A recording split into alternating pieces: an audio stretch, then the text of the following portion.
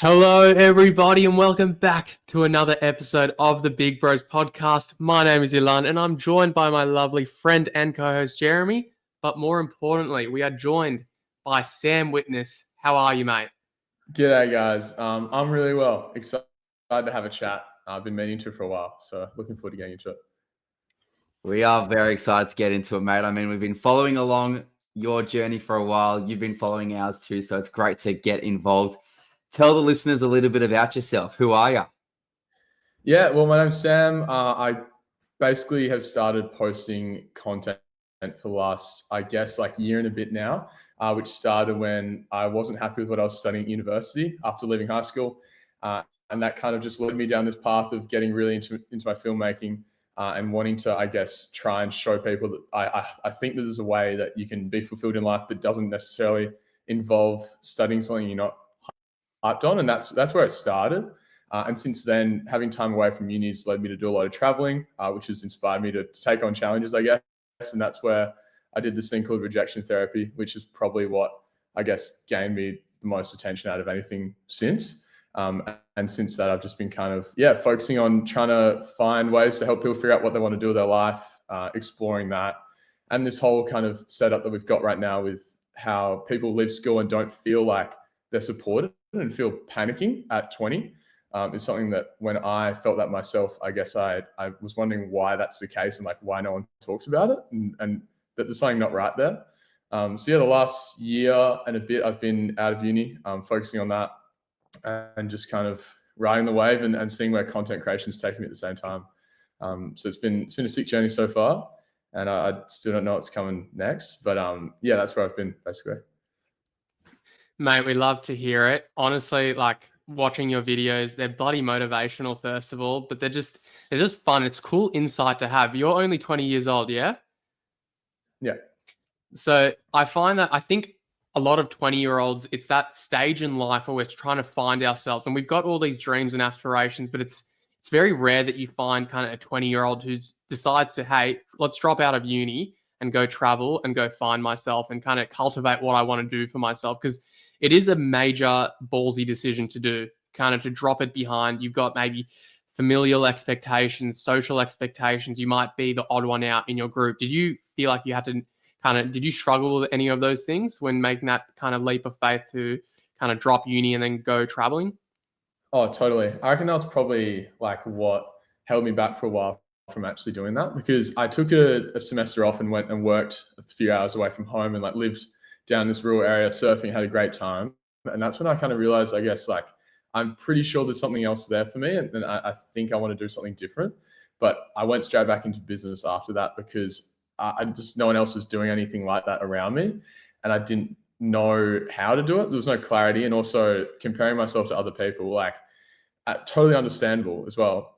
Looking around me and seeing everyone else doing the same thing and not knowing what would happen if I did something different. And how do I even explain myself to my parents? That's kind of even where it started. What do I say what am I going to do instead of uni? And that definitely held me back for a while. And then even when I dropped out and was trying to go really hard on content creation, I started with YouTube vlogs mainly, just not doing what my friends are doing at all. It was just really isolating. And there was a point there, I think it's a thing Chris Williamson talks about a bit, where you're between kind of two groups. You're going from the people that you once associated yourself with, and you're trying to go towards a dream where there's other people waiting there probably for you. But when you're on that journey, it's stuck in this limbo stage where I'm feeling out of touch with my original friends and I don't know many people on the other side yet. I was just, alone. And that I wouldn't be surprised if that's a big reason why people don't keep going after maybe deferring and finding something they're interested in, because it's just lonely at the start. And travel made a huge difference for me, meeting new people in hostels, realizing there's people that are traveling mid-30s and working on their laptops. There's a whole world out there that's growing as well. And it's just that start where you're alone that I think I found the hardest, and that other people probably are deterred to take a different path because of. Yeah. Yeah, it's amazing. You're speaking there of the lonely chapter. I think what Chris that's right. and Alex. Yeah, and Alex Hormozy coined it. And we were lucky enough to see Chris the other night live, and a lot of the questions in the audience were exactly like that. You know, he had an element of it was a time for Q&A, and a lot of the questions were around, I'm trying to go on this pursuit by myself. I feel a bit out of touch from my friends at the moment. I feel lonely. You know, what are these nuggets of advice that you have for me? And I think the key thing was that he said was just firstly, just accept that, you know, there is a bit of a lonely chapter here, and that's okay. Like, just accepting it and not trying to beat yourself up over it is important. And also just having fun along the journey as well, because you don't know how long this lonely chapter will last for, he said. But he spoke about expanding that time horizon. And, you know, once you expand the time horizon, and with that, it's, you know, basically speaking to the fact that, you know, it might be 6 months, it might be 6 years, but it's kind of a liberating belief to just expand that and just realize that, okay, however long this time period is, I'm just accepting what comes for me. But most importantly, I'm going to recognize the importance of having fun along the way as well.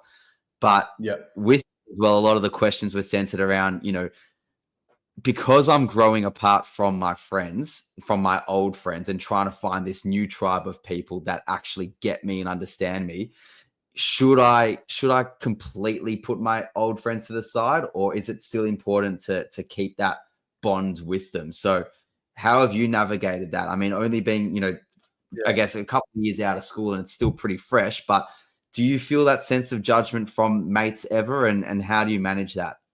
Yeah, like first on what you just said about feeling like you have to almost like give up a friend group. Like that's initially I think what scared me, and I was worrying about where I was, because I was like, I don't do as much stuff with my friends. Like, do I have to? I almost felt like I had to like say goodbye to all these friends, and that is how it felt in the moment. But like looking back on that, it's so not true. I still spend good time with a lot of my schoolmates, and like I now have a different group. And I guess you can think of your friend groups like almost for different purposes in ways. Like I've got mates I love to catch up and watch the footy with, or have go for a run with, and then other mates I love to talk about my business ideas with or content. Like, and initially it felt like I had to leave one. Like the lonely chapter was like giving up one to have the other, but I don't think it's really like that. You don't have to give people up to then be with other people. I think like I still believe in the idea of average of your 5 people you're closest around making up what you think, but like you should still be able to like enjoy the time you have with friends that aren't doing the exact same things as you. And if you can allow yourself to be okay with that, then it can be quite relaxing. Like you're looking for other things, but you've also got those great friends still around you. And then, with like the fear of judgment, that was, I think once I started getting some validation, to be honest, some externals, that helped a lot. Like, although I'd love to say I was just like straight into it and I knew exactly that I was doing exactly what I should be doing. Plenty of question marks from a lot of people when I started posting on TikTok and making YouTube vlogs. And that was, I think I'd spent so long because I'd done a whole year, 2 semesters of something I was not happy on. The feeling of that, the frustration was enough for me to know that if people start talking shit about what I'm doing, I would rather that than just not have shit talked about me and be studying something I hate. Like that comparison, thinking about the alternative was probably the biggest thing for me. And I still think about that now. Like there'll be days where I might be thinking, I kind of just want to hide for a little bit and not have what I've got going on right now at times. I can just have a breather. But if the alternative for me was being at uni and being on my 3rd year of something I'm not wrapped on, then when I look at it like that, I'm like, people can talk a bit of shit if they want, and I'm okay with that. So that's a part of it. And then I guess I just have, look, to be honest, I've got like pretty strong belief in what I'm doing. I think I've seen that what I'm talking about is important and that it's a big problem to solve.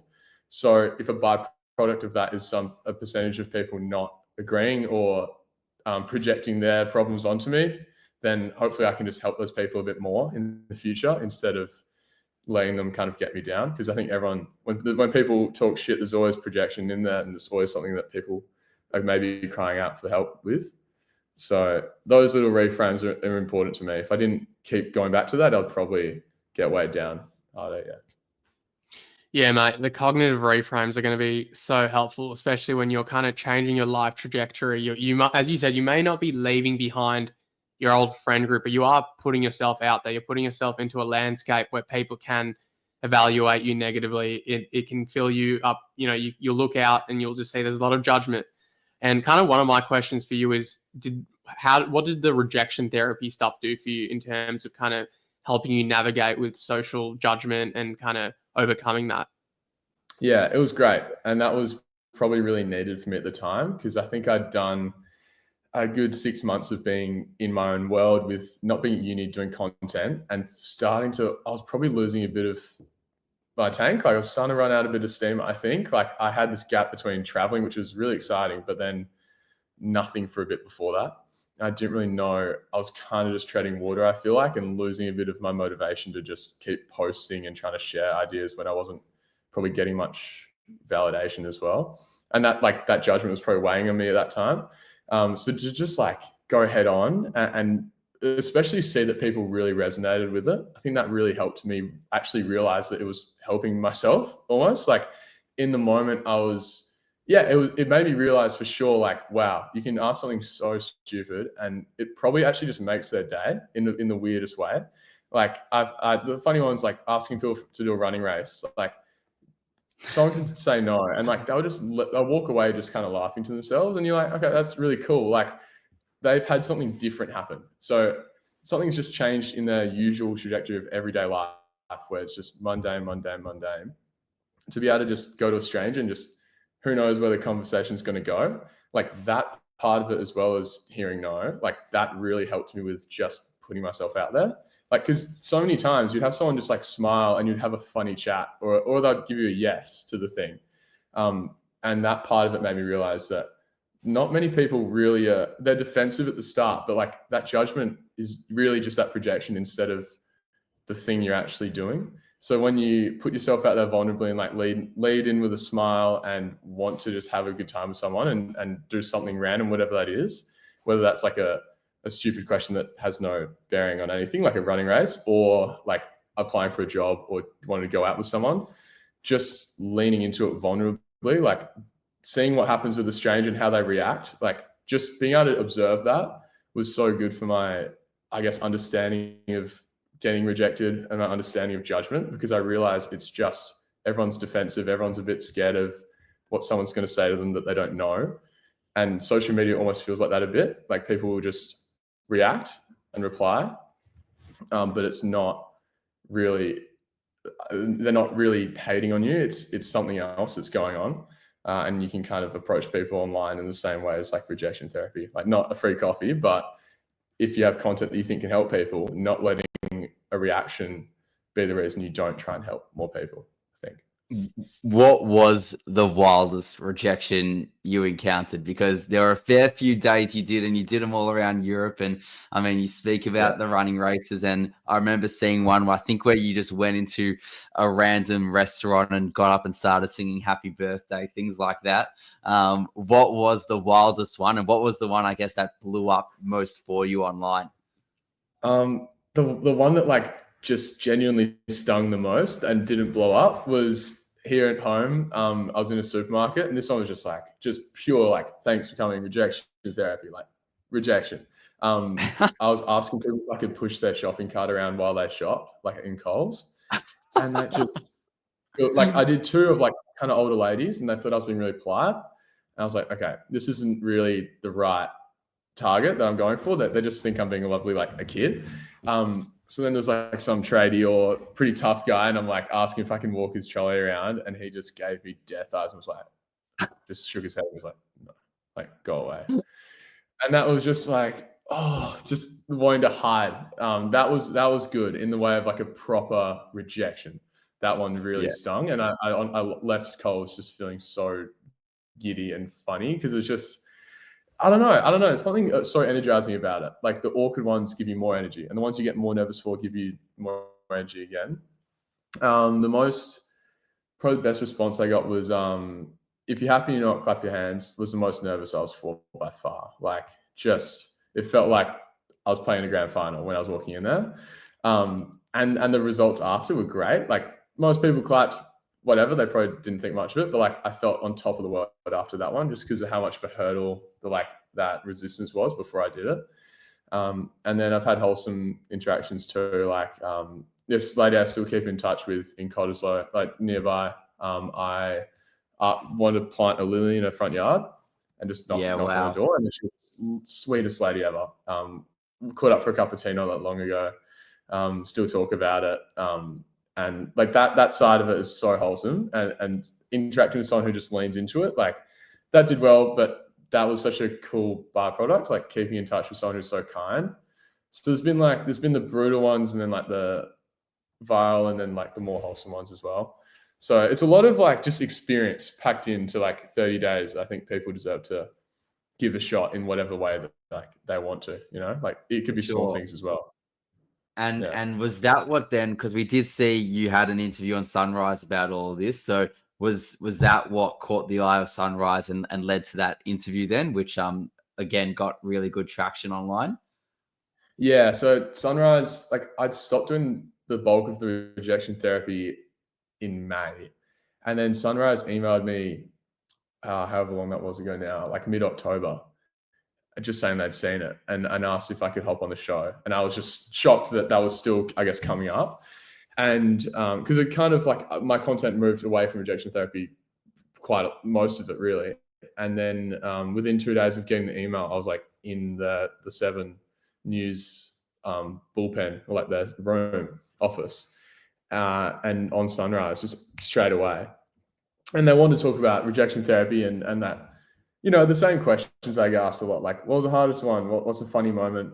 Why rejection therapy?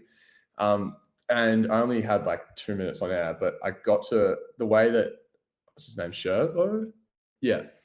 The way he asked the last question was pretty open-ended, and it gave me the floor, I guess, to like not talk about rejection therapy. And that was just because I was kind of just reciting stuff, really like the usual answers I had in my head when people ask me all the time, like about rejection therapy. And I was so glad he asked that final question, which was something about, do you think that maybe education system or not, like schools should not punish or should maybe say no to things more often? It was something that wasn't really that, like, it was just open-ended. And I got to just kind of riff off that and go on my own little tangent about everything else I am more passionate about, really, like the bigger picture about young people needing more support and like helping them figure out what they want to do when they leave high school and try and find a career that actually makes them happy. So that was a cool part of the whole Sunrise thing, because it was fully like a rejection therapy setup. And then I think Shervo was interested enough probably to let me go, because he could probably tell I was wanting to talk about something a bit deeper than rejection therapy. And even though they kind of cut me off once that my rant was getting a bit long, it was cool to have that moment for sure. That was like my proudest moment, I think, because I finally got to have this big audience like on telly and just go. And I didn't stuff up my words. Like I just got through it, and I was so happy that I got to have that platform, I guess, to like really just talk about what I really want to talk about. Yeah.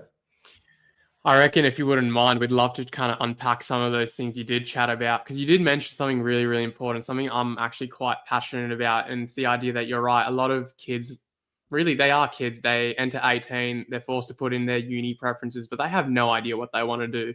It's like they have no support other than maybe going to kind of a vocational counselor that tells them, yeah, you're good at this skill. Maybe you should apply for this job or this course or this kind of apprenticeship. But we just don't know. Like our prefrontal cortex is just not developed. We can't make these big judgments. And I feel like what I wanted to ask you as well is like, what would that support look like for you if you were able to kind of redesign the system? What's like one simple change you'd be able to implement? Yeah, good question. I think some inversion of the system, really. Like the way I've been thinking about it recently has been that the system of looking at the degree and the salary, being realistic, that's like what, as a young person, we look at, like the degree, and then like what you search up, like how much do X get paid a year? Instead of looking at like degree to salary, like and then once you get there, it's like, oh, am I passionate about this? There's not enough attention on that side of it at all. And to just ask you, like, as an 18-year-old, oh, do you reckon you're passionate about that? People probably go, yeah. I mean, it's 160K a year. Like I think I am passionate about that. I think there's so much missed there, and I want it to be the other way around in some form, where it's looking at you first, passion and purpose, what gets you excited every day? What are you willing to suffer for? That's what I think of when I think about passion. And then purpose is looking outside yourself, like who can I help? Who could benefit from the things I'm capable of doing and good at?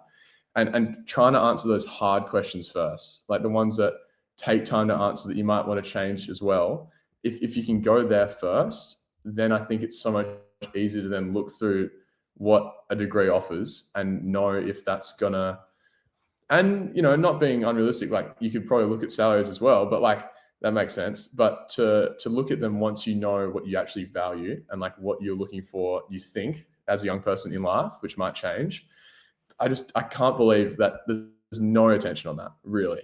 And if the attention is like a counselor third party, like how many people out of the people who need to, which is everyone, are actually taking that step to go to a third party counselor, like, or jumping in commerce instead and then feeling stuck.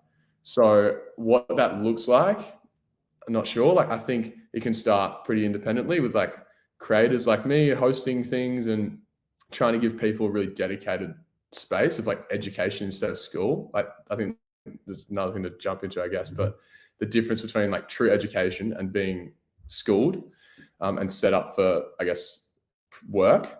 There's a flip there that I think needs to happen and people deserve to think more about. It's a big fish. Like there's a lot there, and I'm trying to figure out how like I at least now can help people the most in that way. But if I had to change one thing, I think it would be dedicated time before stepping into a degree. Just dedicated time that people deserve to be facilitated and like helped in asking and finding answers to hard questions, because it's hard to do that alone as well. Completely agree with you, mate. I think every 18-year-old should read the Japanese book Ikigai. I think there'd be a lot of learnings there. And it's also the question that Chris Williamson asked as well. I think you're right. We put too much value on salary, on too much on money, because it's a status symbol. So you ask, like, if money and status was not there, what would you do with your time? What would you do with all the available freely all the resources you have?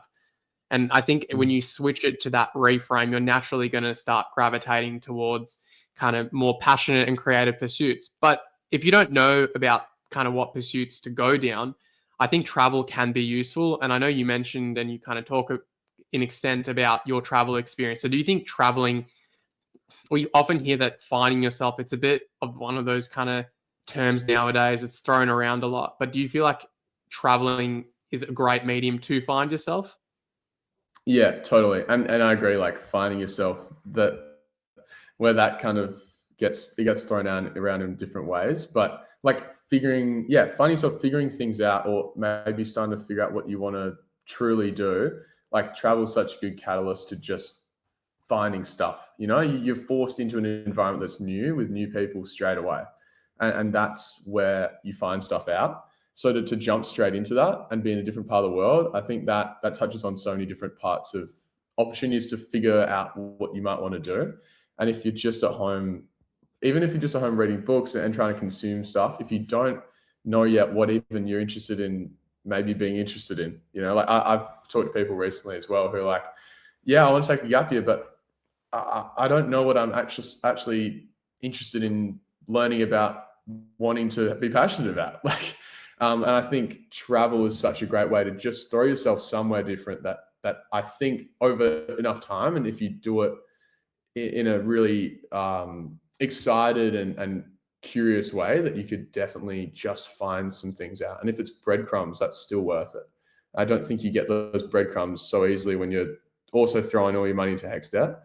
So that space, I reckon, is so important. Yeah, and traveling, just who knows? You don't know what's going to come of it. And for me, it was more my values and realizing what I really wanted to spend time on. And I think it's different for everyone, but to just do it when you're young is so valuable. Such a great use of money and so fun as well. Yeah.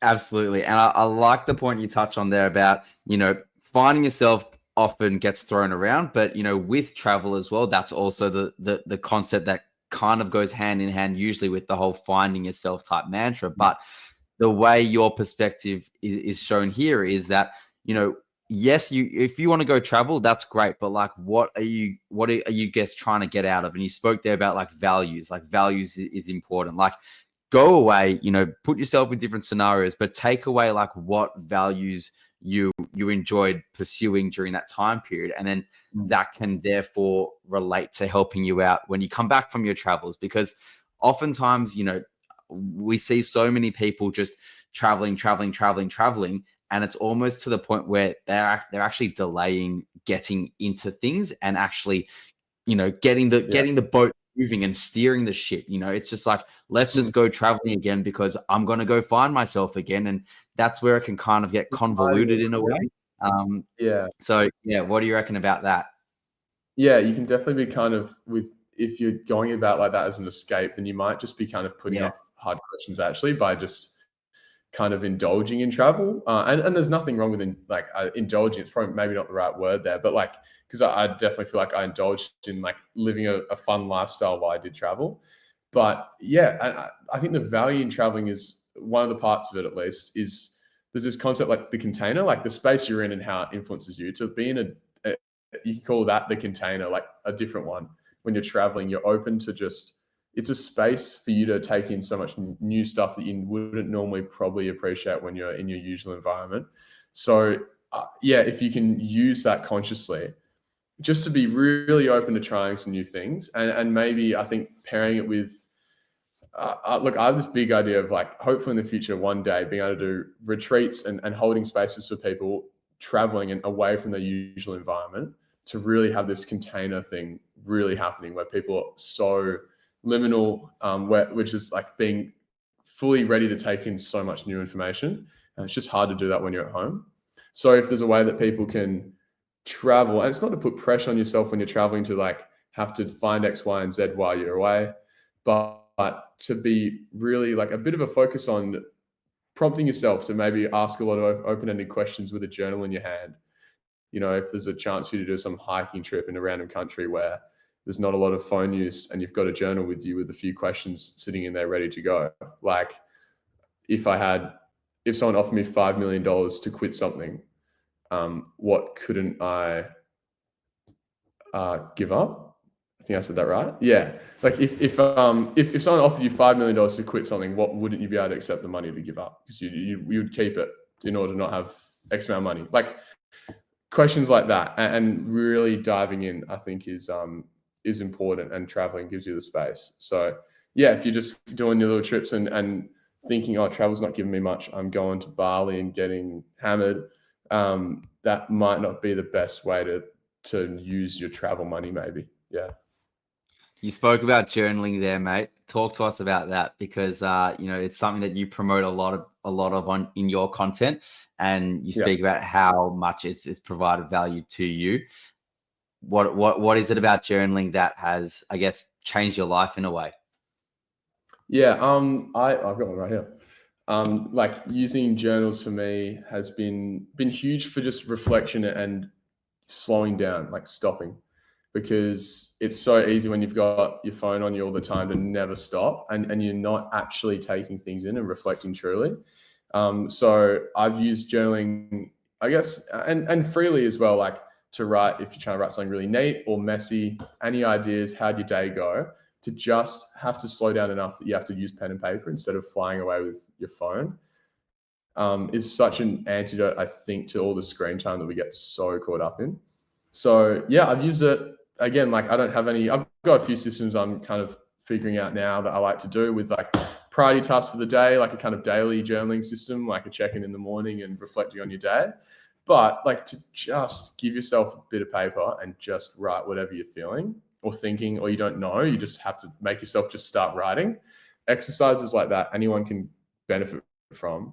But then as a young person, if you're like trying to say, I'm trying to figure out what I want to do, I don't know what I'm passionate about, there's just so much to gain from like a medium like this, which makes you slow down.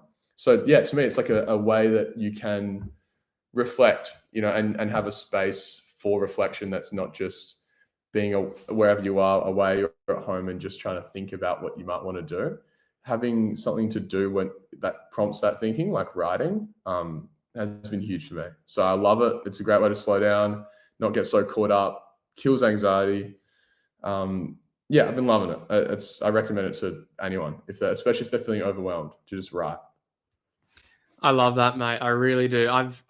There's been a few times in my life. I can't say I'm a consistent journaler. If I do journal, it's more to do with a to-do list. But if there's been ever kind of moments in my own life where I'm just ruminating on something, I find that it's the most helpful thing because when you kind of write something out, it removes the abstractness because once it's in your brain, it's like a cycle. But once you put it onto paper, you know it's there. You can toss that paper away if you really want to. There's something symbolic there. But I also feel like it's such an effective way to organize your thoughts. And I feel like it, instead of ruminating on kind of the things that are troubling you, it allows you a really kind of safe space to just reflect on the deeper things in life. And I think you're right. Like the fact that we're consistently around our phones, instant dopamine, we can consistently just distract ourselves and we just perpetuate the same issues. I'm curious though, give us kind of a moment on your travels where was your favorite time to journal, maybe a place where you just had like this watershed moment, maybe a revelation that you had. Did you have anything like that? Yeah, I'll even grab the journal. I've still got my like my Europe journal, where I bought this. Right, I bought this in London and just at the start of my trip and just went kind of crazy with it the whole trip. And this makes me just think again about like how good it is to have a journal while traveling, because then you can also I can just read back on how I was feeling in May in Portugal. Like it's so cool to have this for later in life as well. But when I was in Norway, I was hiking and camping, and I just had me and my mate were doing it together, and we had so much time, very little reception, and it was just this 2 weeks of slowing down the most I probably have ever slowed down, and to then be sitting somewhere beautiful and looking at, especially for me, like Norway was a huge goal of mine. When I started making the videos, like when I was thinking about traveling, I wanted to go to Norway, and that was the kind of, if I can end up in Norway somehow making vlogs and sharing content, then I think I'm kicking some goals, and like I'm at a place I'd be really happy to be at. So I remember one of the first nights, the first night of camping, we were at this unbelievable spot at sunset and just looking over the craziest fjords and mountains. And we'd set up the tent and we're in warm clothes. I was sitting on my own. My mate was somewhere else. Roy was, I think, reading a book. I was just sitting like on rocks, looking out over this just unbelievable landscape with just a journal, just a blank page and a pen. And I was just like, I don't know what I could possibly write. Like I've literally got, that's the exact page from when I did that, like the very ink that I used. Like, it's not a phone right there. That's truly what I was holding in that moment. I've still got that. And like, yeah, I remember like I just sat there and like cried for a bit because I realized I was just exactly where I had wanted to be. And that was probably the first time I realized like the shit I'm doing right now, it's got to be somewhere that I dreamed of. And that was such a beautiful feeling. So yeah, to have like a journal with me and just write about it and now have that still, there's something so cool about that. And for like, whatever this cost me, like £10 and a pen, to bring that on with you on travels and read that back later, maybe that's the breadcrumb that you pick up later. That's like a light bulb moment about the thing you actually might be stoked to do with your life too. So yeah, I just like hold that so close to me, that trip and Norway. And if I didn't have that, I guess something to write at the time with, then I'd probably miss out on an opportunity there. Yeah. Yeah, it's kind of like a bit of a legacy almost. If when you're writing on paper, you're putting your thoughts and everything there, and you get to pass that on to your kids maybe one day, and then you're even just reading it back in 30 years time. Like there's kind of like a legacy type of moment there, which is so special. But I guess with your legacy and with the things that you want to create and you want to show to the world, and with that dent that you want to make on the world, which you already are making at such a young age, which is bloody cool. What are the key goals for you in terms of, I guess, what you're passionate about, the content creation? Because yeah, like you said, your content has probably like changed over the course of maybe the year or so, when a lot of it was about that rejection therapy and then leading into like purpose. So yeah, what are the things that you're kind of trying to portray now? What are the true golden nuggets of content that you're passionate about creating and getting out into the world?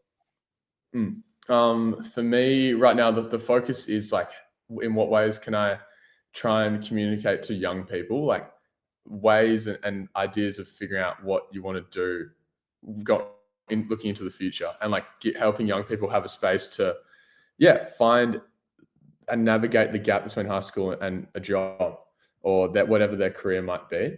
So whether that's giving people ideas for what even that career could look like, or lifestyle changes that kind of give them the space to help consider those questions, or travel ideas for the same thing. My focus really, at least right now, and I think at least for the next couple of years for sure, is trying to find the best ways I can to help people figure out themselves, especially at a young age, since that's kind of where I'm at. So the pillars that I've got for that are like passion, purpose, and profit, and looking at those three things. Like, what is it that gets you excited every day? What you're willing to suffer for. I love that. Like, what are you willing to suffer for? That to me just rings so true. Because nothing's going to be easy, no matter if you think this is your dream. Purpose, and looking at how can you help people in your life? Like, how can you live purposefully and impact others? And then how can you, if you're looking to make that into a career, like how can you generate income off that in a ethical and a really bountiful way, I guess. So trying to touch on all three of those through whether that's talking about the exact thing or lifestyle changes to bring that up, or ideas for people to go travel, and whether that's talking about journaling as well. I guess everything I'm trying to talk about goes to one of those pillars and goes to the focus of like figuring it out. So that's where I'm focused right now. And I think I'll probably, I feel like that's quite purposeful to me right now, and I'm really passionate about it. So if I can then turn that into some sort of career as well, then that would be really cool. And that's my, I guess, my North Star right now, like helping people figure it out. And then that helps me, that I'm figuring it out by doing that as well. So it's nice. That's where I'm at. Yeah. Well, mate, it sounds like you're living your purpose, and, we love to hear it. We love to hear people in their 20s, search for what they want to do in life. How can they create meaning and live by that meaning in their own life, but also spread it to others? And, we love and respect that. And we've had an absolute pleasure having you on the Big Bros podcast. Can you tell everyone where they can find you? Absolutely. Yeah. So I'm posting weekly YouTube vlogs. I've been doing that for a year now. So every Sunday at Sam Witness on YouTube, I'm posting vlogs of my week and what I'm getting up to and just different ideas. Sam Witness on Insta and TikTok as well. I've got a link in there for a newsletter I do on Mondays as well, if you want a bit more of some written ideas and longer form content. I'm hoping to run some virtual retreats soon. So if you're of interest in that, just shoot me a DM, because I'm currently working hard at seeing what that's going to look like and how I can make that happen, and then hopefully one day in person. Find me at Sam Witness. Shoot me a DM if you got any questions and you need some advice as well. I'm always trying to get back to as many people as I can. So thank you for having me on. It's been cool to talk in real life instead of comment sections. So it's been a pleasure. Sam, it's been a pleasure, mate. Thank you so much. And you're such a relatable figure for so many listening and so many watching. So we can't wait to see what the next year has in store for you as well, mate. And we're loving following on your journey. Thank you. Thanks, guys. Likewise. Cheers.